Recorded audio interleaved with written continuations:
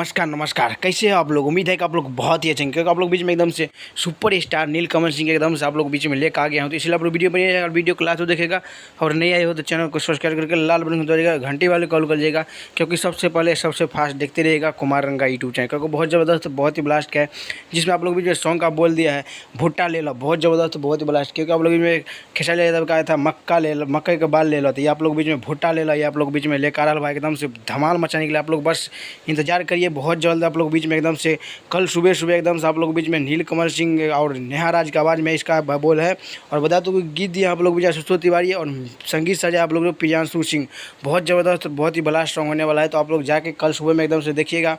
नीलकमल Singh entertainment में एकदम से फुल वीडियो आप लोग बीच में आएगा, तो आप लोग जाके ज़रूर देखिएगा। और बता दूं कि आप लोग बीच में ये आप लोग भी 6 बजे एकदम से फुल वीडियो, कल सुबह में 6 बजे एकदम से फुल वीडियो नीलकमल सिंह इंटरटेनमेंट पर आप लोग जाके जरूर देखिएगा।